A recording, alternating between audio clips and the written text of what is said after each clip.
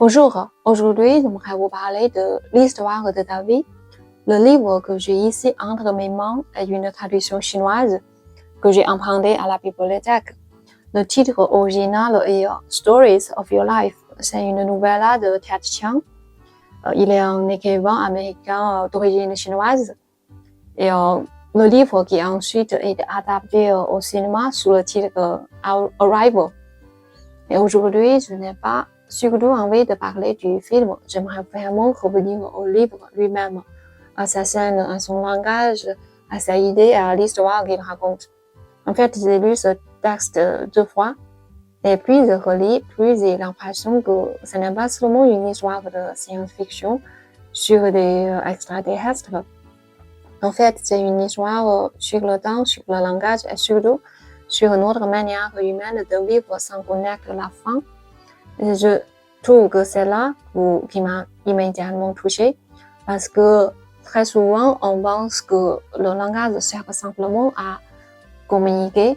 On pense qu'il sert à dire ce que l'on voit, ce que l'on pense, ce que l'on ressent. Mais dans cette œuvre, le langage fait beaucoup plus que cela. Il transforme la pensée elle-même. Il transforme la manière d'habiter le monde. Et dans l'histoire, la narratrice est une linguiste. Elle appelait à entrer en contact avec des extraterrestres et à comprendre leur langue. Mais plus elle apprend cette langue, plus sa propre perception du monde change. Peu à peu, elle ne fait plus l'expérience du temps comme nous, les humains, le faisons habituellement de manière linéaire. Et je trouve cette idée fascinante parce que nous, les humains, nous vivons presque toujours selon une logique très simple. Avant, après, cause, conséquence, passé, présent, futur.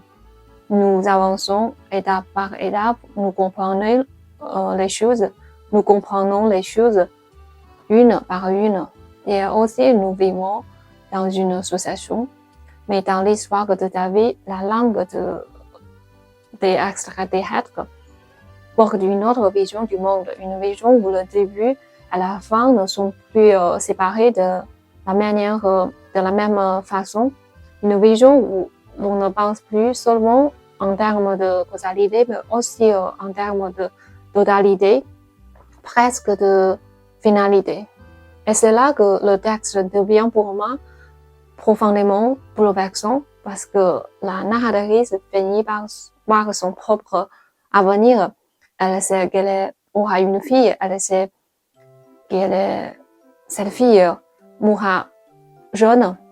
Autrement dit, elle ne découvre pas seulement une langue étrangère, elle découvre une autre manière de vivre le temps. Et à partir de cela, une question apparaît. Que ferait-on si on connaissait déjà la fin de sa propre histoire? Est-ce qu'on choisirait encore de vivre cette vie? Est-ce qu'on acceptera encore d'aimer, de s'attacher, de construire quelque chose en sachant déjà qu'un jour cela se brisera? Est-ce qu'on dirait quand même oui? Et c'est cette question qui m'est restée. Parce qu'au fond, cette nouvelle ne parle pas seulement d'extraterrestres. Elle parle de nous, les humains, de notre fragilité, de notre façon de vivre, de notre besoin de sens et aussi de cette étrange condition humaine. Nous avançons sans savoir. Nous ne savons pas ce qui nous attend. Nous faisons des projets quand même, mais nous ne savons pas. Et nous imaginons, nous espérons, nous désirons, mais la vie réelle ne se laisse jamais entièrement organiser. Il y a toujours quelque chose qui échappe, quelque chose qui déborde nos plans, quelque chose qui vient bouleverser ce que nous croyons stable. Et pourtant, c'est peut-être justement cela qui nous permet de vivre. Parce que si nous savons tout à l'avance, si nous connaissons déjà chaque joie, chaque perte, chaque séparation, alors peut-être que nous ne serions plus vraiment dans la vie.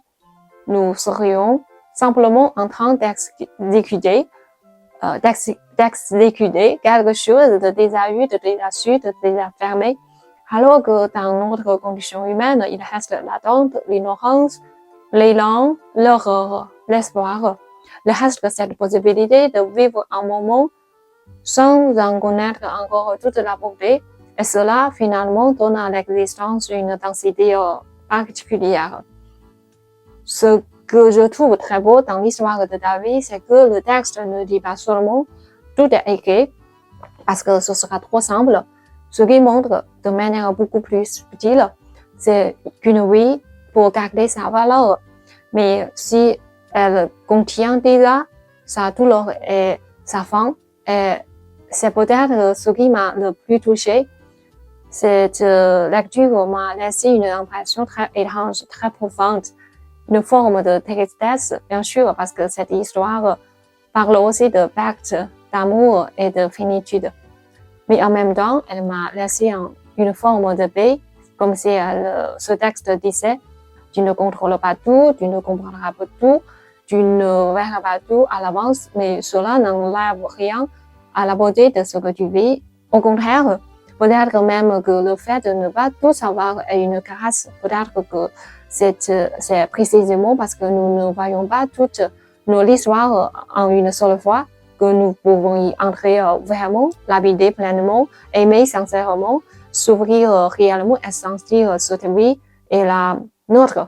Et c'est pour cela que cette offre m'a tant marqué, pas seulement parce qu'elle est intelligente, pas seulement parce qu'elle parle de langage, de temps ou de science-fiction, mais parce qu'elle m'a fait sentir quelque chose d'essentiel, qu'une vie n'a pas besoin d'être éternelle, ni maîtrisée, ni même complètement comprise pour avoir du sens. Et peut-être qu'au fond, la vraie question posée par l'histoire de David n'est pas peut-on connaître la fin? Non, c'est pas ça. Mais plutôt, serions-nous prêts, malgré tout, à vivre pleinement l'histoire? Et moi, après cette histoire, j'ai envie de répondre oui. Voilà.